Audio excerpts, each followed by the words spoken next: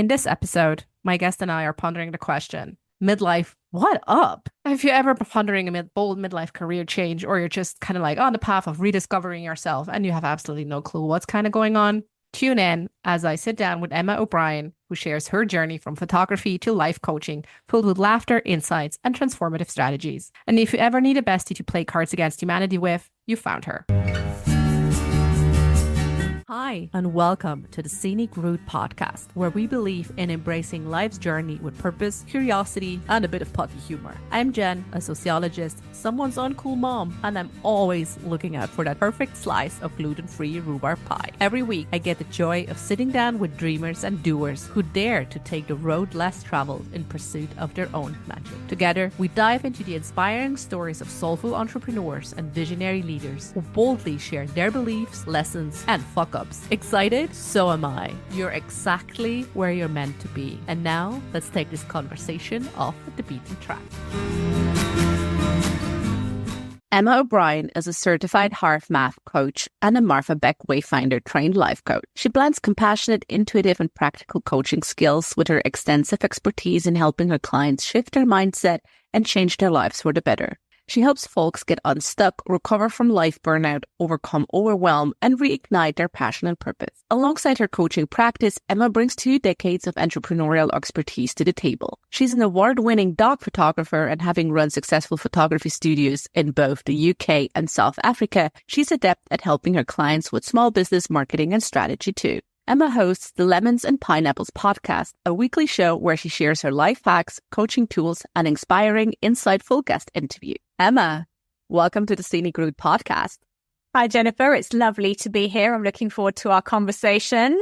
We're going in today's topic of how we can navigate change, especially those of us like myself, who are the 1984 babies or turning 40 this year. So I personally are currently going to kind of like a pivot in my professional life. So this will go close to home. And it just feels like it's a topic that's very hot at the moment. How do you see that? Do you have clients as well who are pivoting, change? What's going on at the moment? Yeah, I think there's a lot of us going through midlife changes. I think gone are the days of being able to have a career that lasts you a whole lifetime. You know, we're wanting to do different things. And it's interesting you talk about turning 40. So I turned 43 this year. And I have to say turning 40 was horrible. And I kind of sat, and my 40th birthday was in the middle of COVID, and I had no party and no friends, and it was miserable. Actually, I sat on my 40th birthday thinking, I hate my life. This is awful. This is not what I wanted. Can't believe I'm 40, and all of the inner dialogue that went with that. And actually, it's so sad. Yeah, it's so sad. Don't feel too sorry for me. I was feeling very sorry for myself, and yeah, I think I was very stuck in what a negative space it was. And I was thinking, what have I done with my life? What am I doing? Where am I going? Is this it for me? I think that's a question that comes up. And yeah, is that it? Yeah, I recognize this one. Yeah, is this it? Is this it?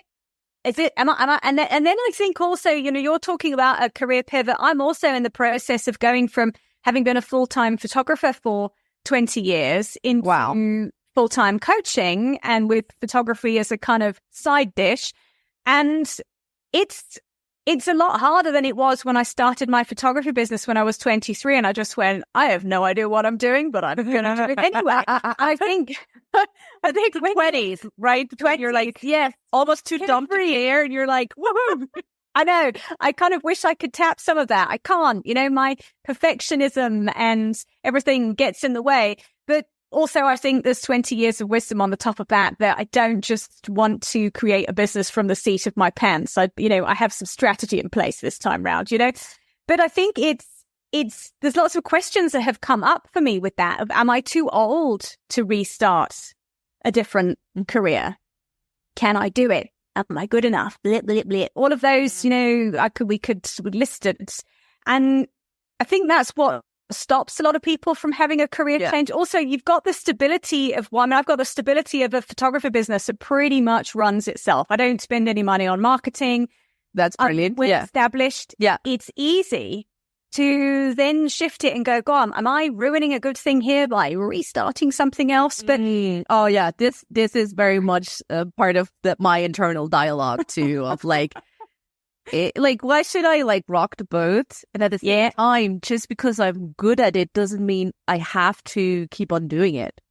That's it. And my pivotal point for me was actually being 41. So 40 was a miserable little birthday for me. I was miserable and horrible and I didn't like it. I didn't want to be 40. And then when I turned 41 in January of 2022, unfortunately, just before that, my stepmom she'd not been very well. I couldn't go home because it had been COVID and everything else. And then in the February, the month after my birthday, I finally managed to get back to the UK. So anyone listening, I'm in South Africa, and I'm British, but I live in South Africa. So I managed to get back to the UK for the first time in 3 years to go and see my family. And I arrived back to a stepmom who was terminally ill. And oh, sorry to hear. Thanks. It's life. I mean, it was hard. It's life. It's part of being human. We love people, we lose people. And she and I had a conversation because she was always very funny. She lied about her age she was 37 for a really long time. And she would always be really insistent that I didn't ever tell anybody her real age, over 40. It was really funny. And we were talking, and I think she'd also had a hard time because she would have turned 70 in 2022. And sadly, she didn't quite make it. And we were talking, and I said, my 40th birthday, I whinged and I whined. And then I threw myself a pity party. I threw myself a pity party. Sorry, Shane, poor me. And then we were talking, and I said to her, but I've had a big realization that actually some people don't get to 40. Yeah. Some people don't get to 50. Yeah. And every year you get to another birthday and you're still here and you're healthy and you're well. You're goddamn lucky, actually. Yeah. It's a fucking great reason to celebrate. It is a fucking great reason to celebrate. And I'm almost, looking back on it, ashamed of my inner dialogue when I turned 40. But I think it is a big birthday. It is a big birthday. It's a midlife birthday. And you realize that actually, what's the average lifespan? 75, something like that. Give or take, depending on social demographics and where you live and whatever.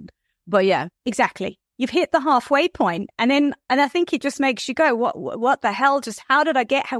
How did I get here? Yeah, yeah, and especially I think there is this double-layered thing in our society where we have the disappearance of elderly people. I'm not saying 40 is elderly, right? But there is a slow. They're not elderly. No. But I mean, there's a decrease of visibility once you grow older, right? I mean, we hardly see, 70-year-olds in media. It has changed in the past couple of years a bit, but still, it's a decrease in visibility. And especially on top of that, for women, right? I mean, this double standard of men are aging like fine wine, and women, once they're 40, they're like old hacks or something. Like, yes. So we're like, oh my God, am I now like not like useful anymore, worthy anymore? Like maybe I'm premenopausal or menopausal or gone through menopause, so I have no value anymore. Like that all comes into play too, at least for me. And then like, fuck that. Yeah, I think you're totally right, and it's interesting. I'll bring, I think there's a great example quite recently of Sarah Jessica Parker. I love her. Carrie Bradshaw is my style icon. I see that. I see that. You're giving me Carrie season 1 and 2, like the very early, like blonde locks, Yeah. Okay. Seeing it. Yeah. Make no excuses. There we go. And there was a picture of her, and she was out for lunch with, I think, is the producer of And Just Like That. He's got grey hair. He's in his 50s. I think she's in her mid-50s now. I mean, the paparazzi got her at a horrible angle. She wasn't wearing any makeup, and she's chosen not to have any Botox done. And that is fair enough. That is her choice. And Absolutely. like she said, I'm sitting with this guy who everyone's like, ooh, who's that? Silver. Oh, yeah. Silver. Oh, yeah. The silver fox. Yes. Great stereotype. Yeah, here I am. And my hair isn't even grey, God damn it. But here's people saying to me, oh, there she's with her grey hair. Look how awful she looks. And I think her words were, what do you want me to do? Stop aging. Unfortunately, I can't. And it is. And I think this is the dialogue that comes up for women with aging. Yeah. Is that you're almost not allowed to do it. Yeah. And it's interesting, right? Because we have a few very good women who hit like their greatest breakthroughs later in life. I mean, right now Julia Child comes to mind. Mm-hmm. I mean, she only had her cooking books like way in her 50s, I think. I think also Vera Wang only started really designing very late or later in her life. So like we have these examples, but there's still just like a few every now and then of pivoting. And I get, right? It's coming back to what you said, like, oh man, like pivoting in your 20s was easier. And I'm like, yeah, no shit, Sherlock, right? Like, I mean, I don't know. I was too dumb to care. It was like I had no like real responsibilities. And now I want to pay like the bills. I want to pay like a mortgage. I want to pay like pension funds. I have a kid. I want to like feed him, dress him, like blah, blah, blah. So all of that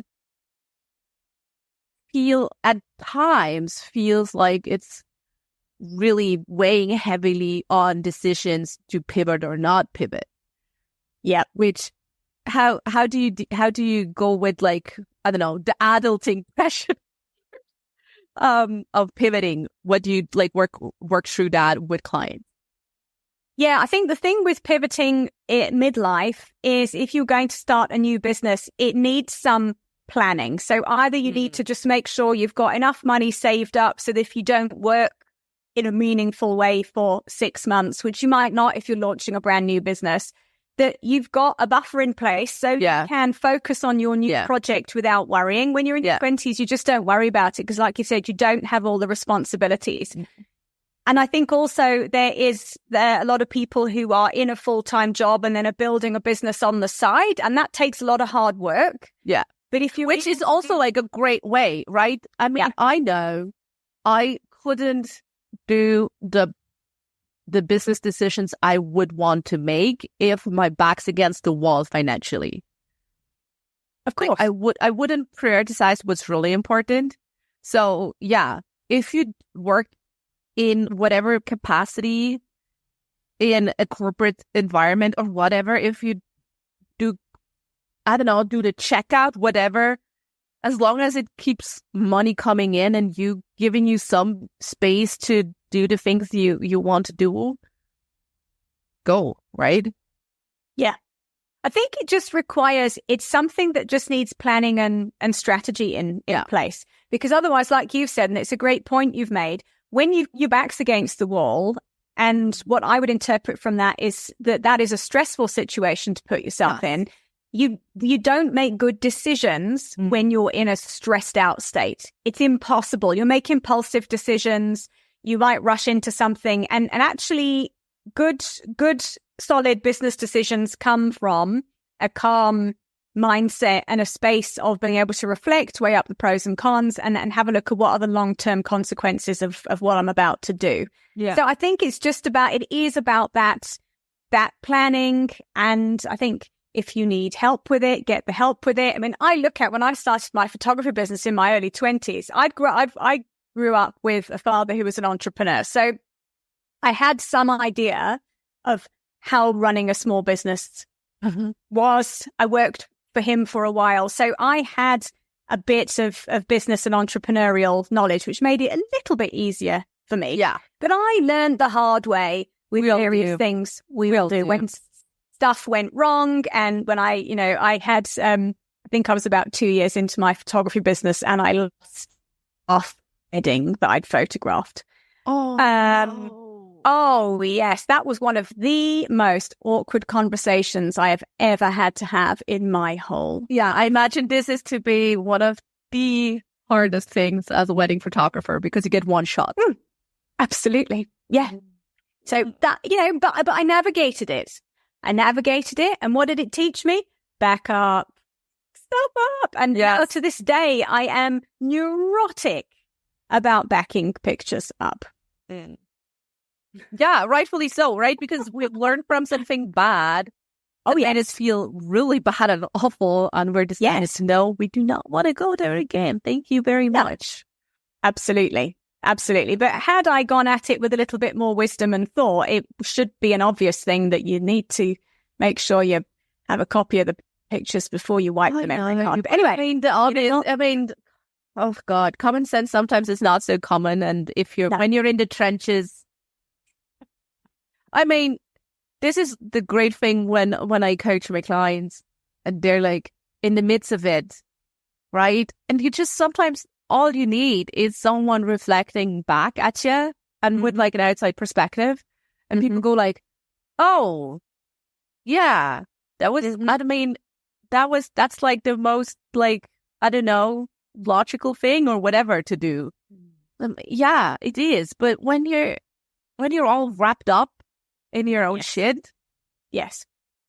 Oh, it's very hard. It's very hard to see. I think you can't see the wood for the trees sometimes. And, like you say, you need this is where having an external perspective to say, have you looked at it this way? And I'll have it with coaching clients to say, have you thought about this point of view? And you just see the moment of, oh, right. Yes. And it's transformational, but you don't know what you don't know. This is very true. Yeah. And there's only one way to figure that out. And you can figure it out by yourself. Yes. But it does take longer. Absolutely. It does take longer. It does take infinitely longer. Like, I'm curious. We talked about kind of like the existential fear that comes with change. Yeah. But I find what is often, yes, existential fear can really keep you stuck from approaching something. But that sometimes feels like if you're sitting with yourself, that's the most obvious that comes to mind. You're like, oh, okay. And I'm actually, I can have these backup plans. I'll save, I'll do it slowly. And if you're being honest, will you be homeless next week? For a lot of us, that will not be the case when we have a certain privilege with us. But another layer that goes a bit deeper is the fear of, or the fear of loss, right? How do we navigate the loss of our professional identity when we're switching careers or businesses, or also part of, or if you're not running your own business and if you want to like transition in your private life, you also need to navigate a certain loss while you're constructing a new role, a new identity for yourself. How do you hold yourself through these processes? Yeah, I think that's such a great question. Is whenever there is change, even if it's positive change, like you've said, there's a shedding of the old identity. And it's something I know I've grappled with in going from being, I've got a very well established, I photograph dogs, so I've got a very well established dog photography business here. And all of these questions have come up for me of, well, if I'm now coaching, will people think I'm not doing dog photography at all? Because I don't want to close the business. I just want to do it a bit differently. Yeah. Am I going to lose out? And I've had to come to terms with the fact that, yes, I am, because I'm making a choice to create a different business and run a different business model that gives me more time, freedom. To come back to what I shared at the beginning of the loss of my stepmom, it was a really big wake up call for me. I'm on one continent, my family are on the other, my parents are on the other. Unfortunately, everybody's getting older. At some point, I might need to go back for a longer period of time than 2 weeks. And if I do, I need to have a business model that supports that so that I'm not bankrupt and the business isn't finished as a result of it. And that's partly been a motivation for this career shift that I'm having. But all of these thoughts have come up. What are people going to think? What, if I'm looking at coaching, and I'm looking at where the opportunities are. I would love to get into doing some corporate coaching here of stress management, communication. I'm a HeartMath coach, so it's a really powerful tool for helping teams work more cohesively. But then at the back of my mind, the little imposter goes, but what are people going to think because you were a dog photographer? Are they going to let you into a bank to work with people? We all know that nasty voice. Oh, that nasty little voice. And it's been a case of actually sitting and going, okay, here are all the fears that are coming up for me. And what is it I want to do? And I know where I want to go and what I want to do. And it's just been a case of, I think, like any grieving process, of accepting that there's going to be a feeling of loss here because things are changing. And I can either kind of be sucked in by that fear and stay doing the photography and say, all right, I'm going to let the fear get the better of me and I'm just going to continue as I am. Or I'm going to say, all right, it's inevitable that when there's a change happening, it's going to bring up stuff for me. I'm a coach. I can do the inner work on that. I can also get coached on it as well. If I need to get external support on processing through some of the stuff that's coming up for me, I can get coached, and I can be brave enough to acknowledge it's going to be a bumpy journey. It's not going to be a smooth path. It's going to be, it never is. Exactly. Like, and ditch that fantasies. Ditch the fantasy of it being a smooth path. And that is okay. It's part of the journey. And knowing that everything that's happening for me along the way will make me a better coach, because as I navigate my own change, it gives me the tools and the empathy and the strategy to be able to support a client who's going through something similar. I mean, I have been through so many changes in my life. It's something that I'm pretty adept at navigating. Yeah. But I think it is, like you've said, there's a loss, and the first bit of that is accepting that you're shedding an identity and moving into another one, and it's going to be difficult. There's going to be upheaval, and the only way out is through. Yeah. Sorry. Yeah. No, I know. I said it. I feel like you're quoting me on that. But no, I mean, all my clients go like, ha, ha, ha, ha, because that's always what I tell my clients. The only way out is through. Because, and believe me, I tried every other goddamn possible way there could be to not go through. I hate to go through. I'm an Enneagram 7. So basically anything that's like, icky, I'm like, no, I'm going to detour. So, no detours. Even though we're on a scenic route, no detours. You got to go through. That's so funny. So I'm an Enneagram 3, hence my ability to probably just smash through things and get on with it. Makes sense. Makes sense. Give me a slice of that. Just get on with it. Yeah. You would make a great accountability coach. Also, I'm sure you're great with accountability with your clients. Just, absolutely. I have to be mindful of the fact that not everybody thinks in the same way as I do. And it's been very interesting, because I've done the Martha Beck Wayfinder life coaching training, which in retrospect, I think, you know what, I think we always end up in the right place at the right time with the right thing, but I don't fit into that Wayfinder mold at all, because it's all about going slowly and looking at how you feel about things. And I'm like, could we just get on with it, please? Okay, so you're allowed to process your emotions, but could you process them faster? No, and I think that's the thing, but I think it's taught me to just back the truck up a little bit and slow it down, because I look at it and go, you know, where in my own life am I trying to bypass stuff? I mean, this career change is the perfect example. It has been so frustrating because it isn't going fast enough. And sometimes you just have to sort of go, do you know what? You know, things take time, and it's okay for things to take time. It's okay. It's okay. It's okay to slow down slightly. We don't have to go 100 miles an hour at everything. Very true. But it's a difference between like our brain, our logical side knowing this, and our intuition, our body knowing this. Mm-hmm. So how do you like bring all these three into unison? Yeah, so that's a good question. With quite a lot of self-work. Quite a lot of processing. I think for me, it's one of the things I really loved about the Martha Beck course was a lot of the body work, the somatic work. Oh yeah, that's always body. Nice. Yeah, and nice. And picking and getting in touch with your innate. Yes, this is a good idea. No, this is not a good idea. Feeling, and actually really leaning into the intuition of one's own physical self, which is very, very wise. So it has been a really good exercise in slowing me down with that. And I think it's also having the awareness that of the thoughts that I'm having that are coming up, the being frustrated, this isn't going fast enough, and all of those. And just taking the time to acknowledge them and sit with them a little bit. Okay, so I'm frustrated.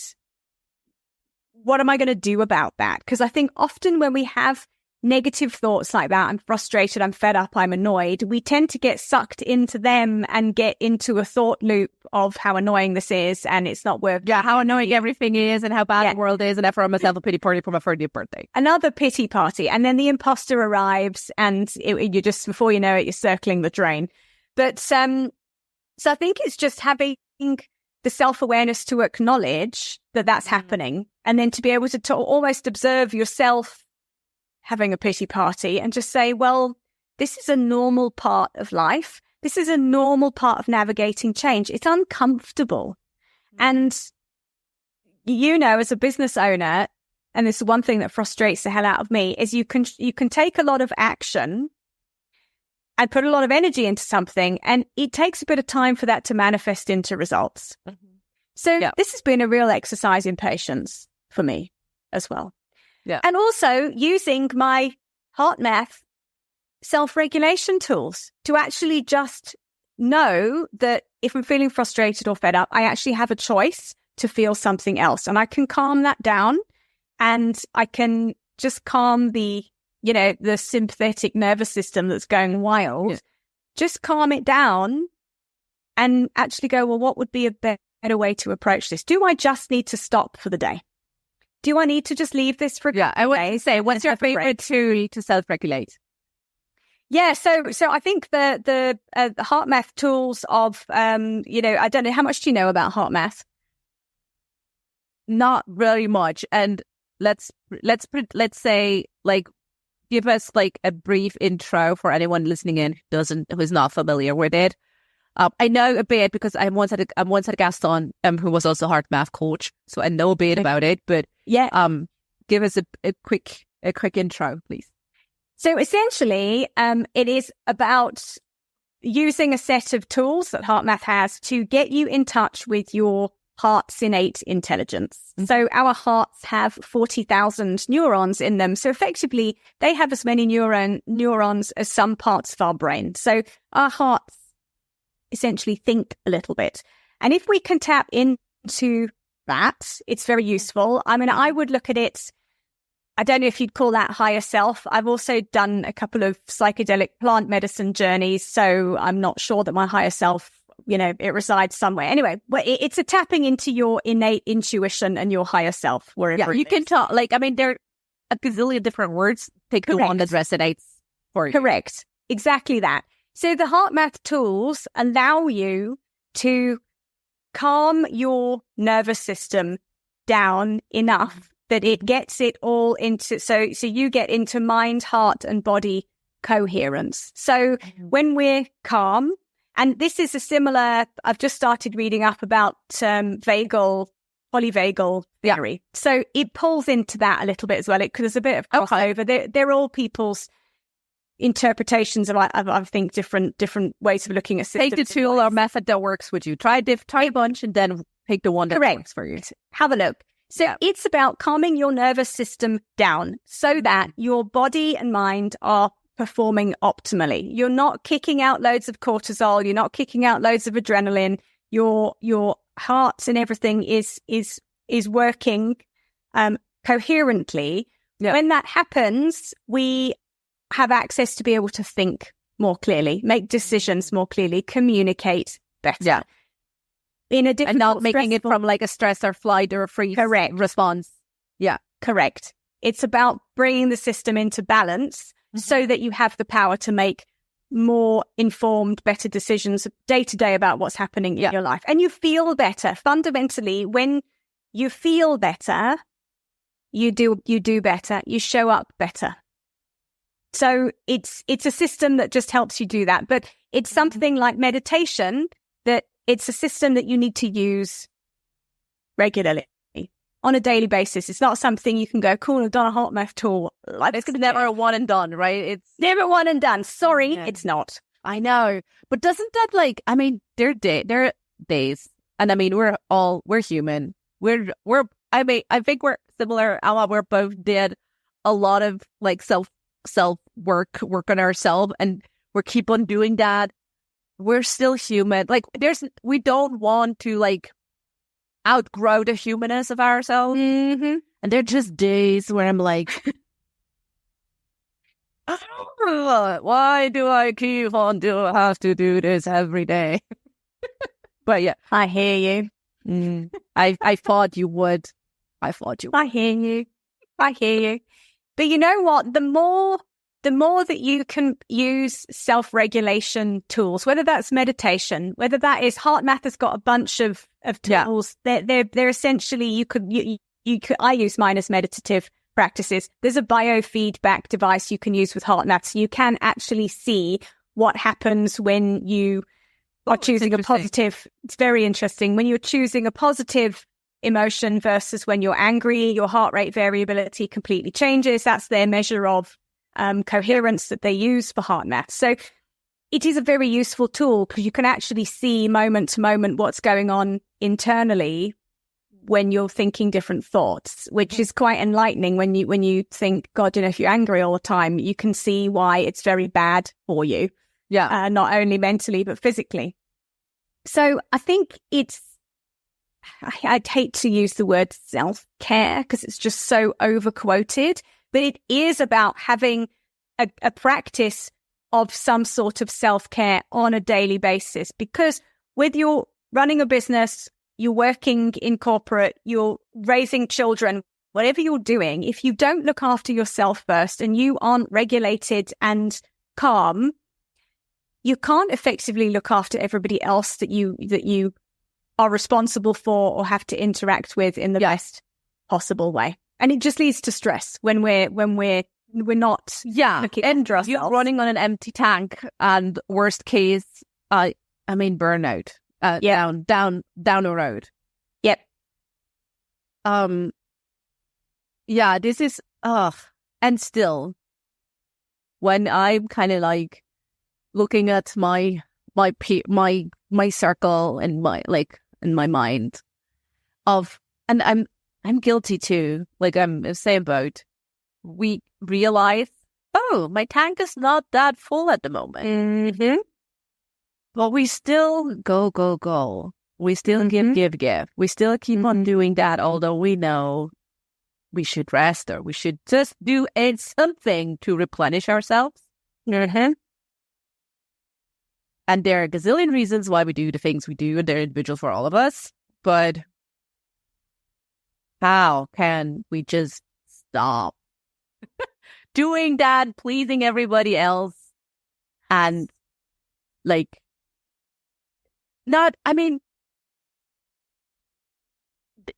is it in fear of if I prioritize my own needs that, I don't know, I'm being seen as a narcissist or whatever? Like, no, you won't. But how do we navigate this?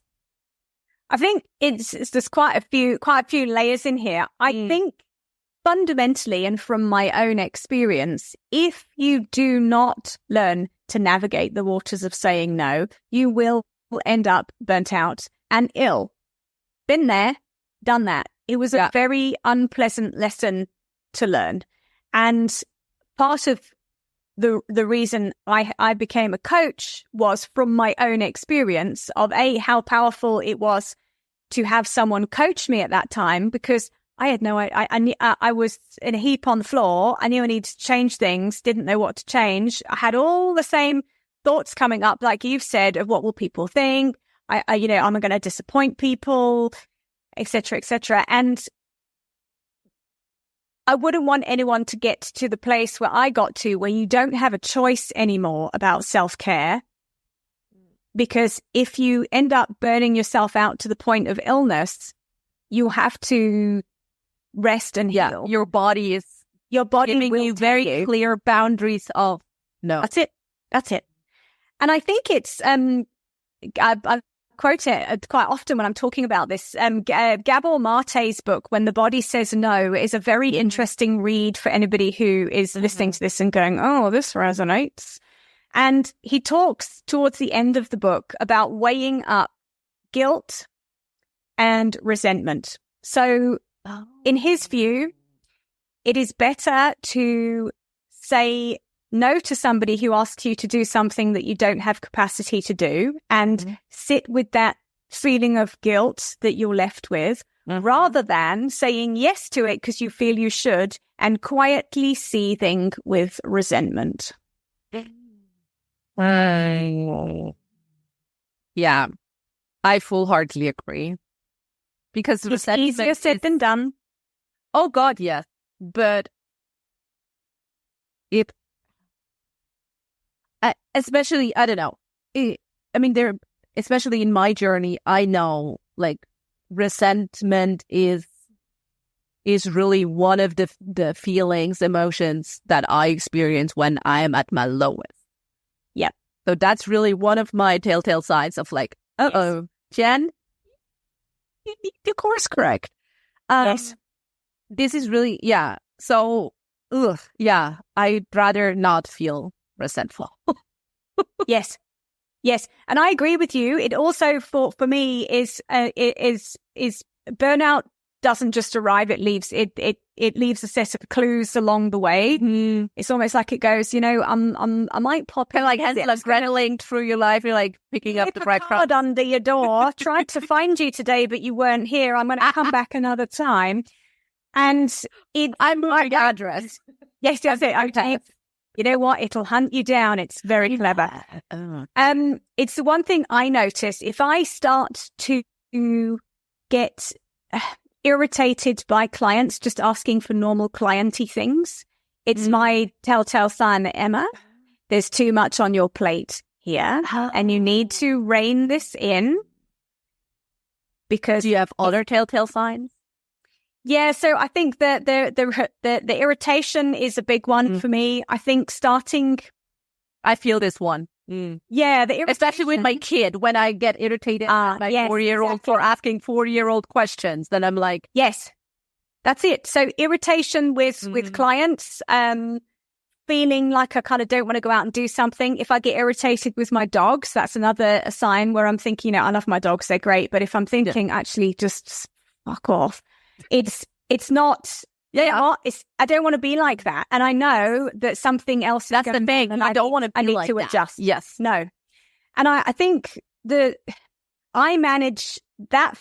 For me, is my telltale sign now of me to go, hang on a minute, I need to switch some things out. I need to start saying no to some things. I need to do a little bit of inner work. That's generally as far as it gets these days. But when I had my full burnout, it was accompanied by feeling completely pointless, feeling really teary all the time, literally kind of just thinking, I hate my life, what the hell? And I think we have to be careful with burnout is its symptoms they cross over a lot with symptoms of depression. Very true, yes. And I think for anybody listening, because, if you're not sure, you need to go and see a doctor. However, if you can take a moment to reflect and your plate is overly full, you're feeling very overwhelmed, and then you start to be accompanied by feelings of pointlessness and fatigue and, feeling very emotional.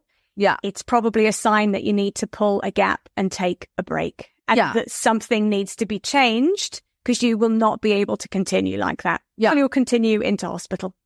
Yeah. And I mean, if that's the thing, right? It's you have, there's an overlap between those things.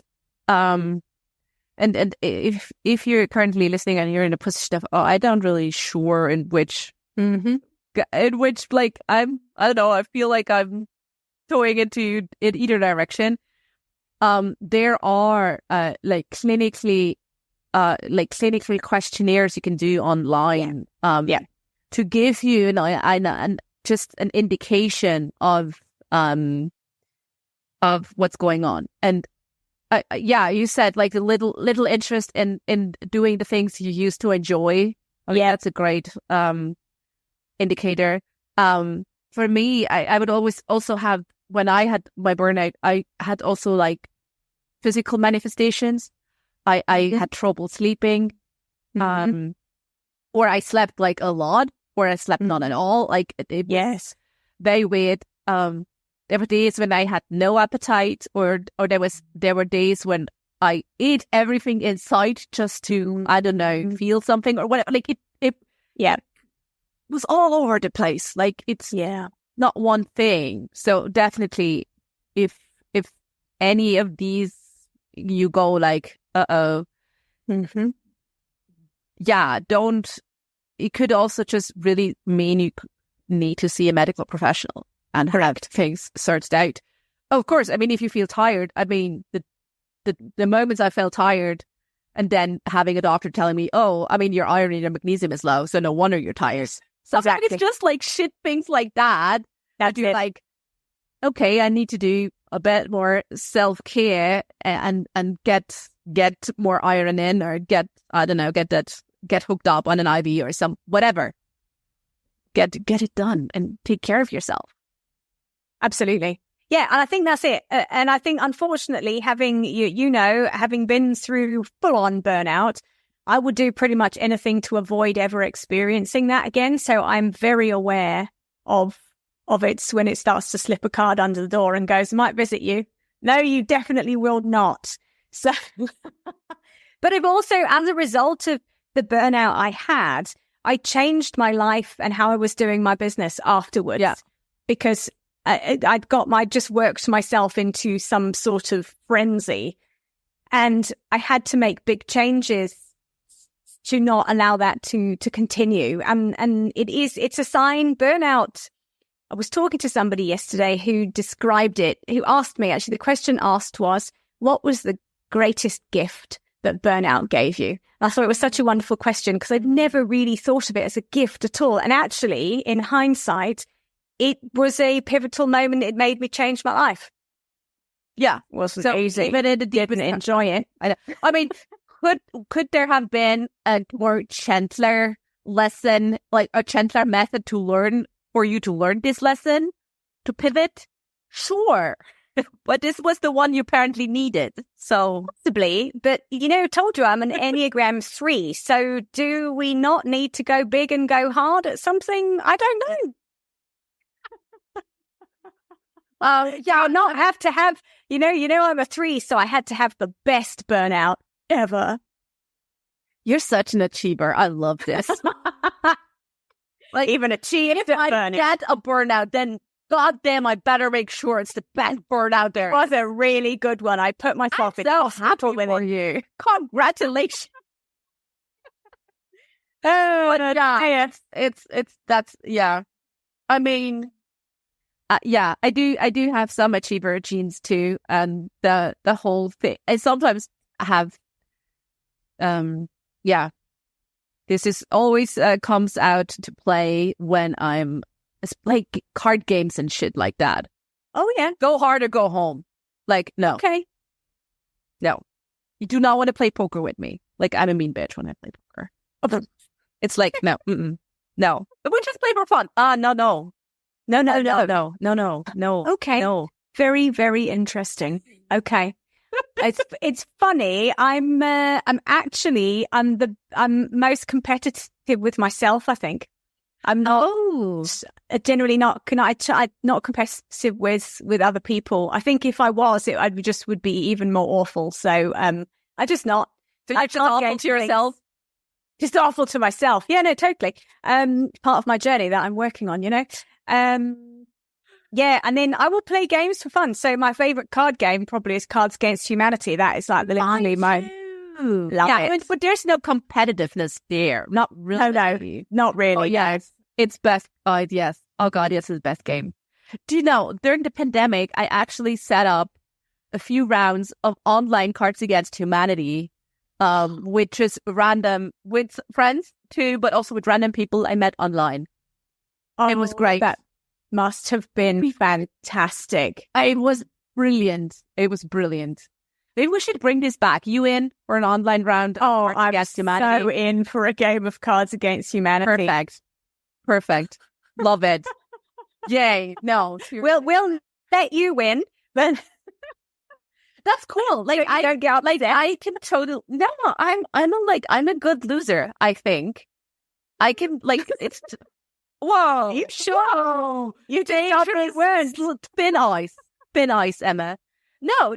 I do think I'm a good loser. I don't know. I hope my partner's not hearing this podcast because he will be like, oh, yeah. But, I'm learning and ever so growing. Of course you are. Okay, Emma, I could continue this banter for like at least another hour because it's fun. See, that's the Enneagram 7 in me. We talk hard shit, but we make it fun. Absolutely. Love it. So people are not getting bored of us talking about hard shit. So listen, you brought us something for anyone who's listening in. You brought us something to, if anyone who's feeling like she keeps on doing the same things or nothing at all, and everything feels kind of like in a rut or stuck. Do you want to tell me quickly something about it? Where people can download? Yeah, so I've got a free online workshop called Seven Steps to Getting Unstuck, which you can access emmaobrien.coach.com/stuck.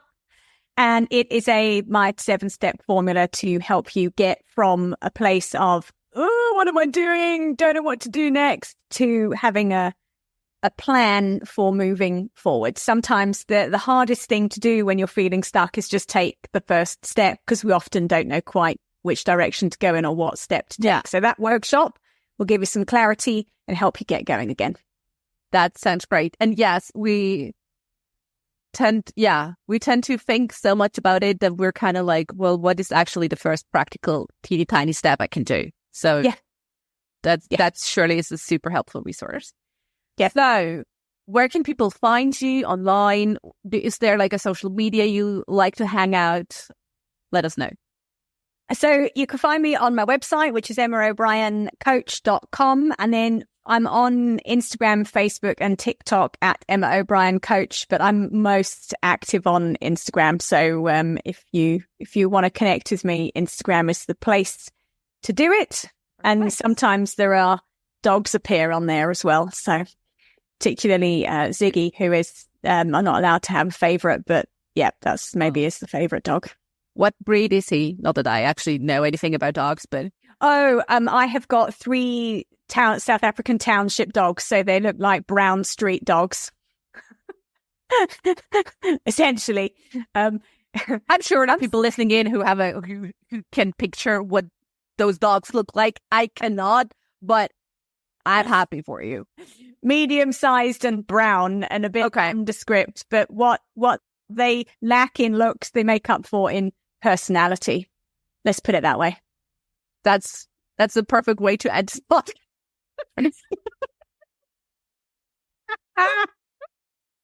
I love it. Okay, I have one last question, because I ask everyone this question. what book are you currently reading, or what audiobook are you currently listening to? Ooh, that is a great question. So on my desk here, I like to have about 1 million books on the go. I am reading Anchored, which is about polyvagal theory by Deb Dana. And then I'm listening to, on Audible, The Art of Impossible by Stephen Kotler. Oh, The Art of Impossible. That sounds That is an excellent book. Ooh, that sounds intriguing. It goes all on the Scenic, well, it goes into the show notes, anyone wondering. And it also goes on the Scenic Route library book recommendation. So, yeah, it's actually quite a good recommendation of books from guests and also my personal favorites. So if you're ever short on what to read next because your favorite series of 8-part book series ended, this is the place to go.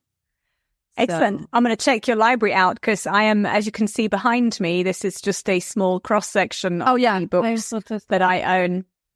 The books for the looks.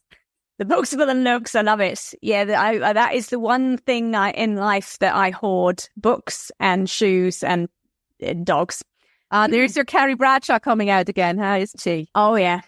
Yeah, there's a lot of shoes in my cupboard. Emma, thank you so much for joining me on the Scenic Route. It was absolutely fantastic to have you. Thank you very much for having me, Jen. What a great conversation. And just like that, we've reached the end of another journey together on the Scenic Route podcast. Thank you for spending time with us. Curious for more stories or in search of the resources mentioned in today's episode? Visit us at scenicroutepodcast.com for everything you need. And if you're ready to embrace your scenic route, I've got something special for you. Step off the beaten path with my Scenic Route affirmation card deck. It's crafted for those moments when you're seeking courage, yearning to trust your inner voice, and eager to carve out a path authentically, unmistakably yours. Pick your Scenic Route affirmation today and let it support you. Excited about where your journey might lead? I certainly am. Remember, the Scenic Route is not just about the destination, but the experiences, learnings, and joy we discover along the way. Thank you for being here, and I look forward to seeing you on the Scenic Route again.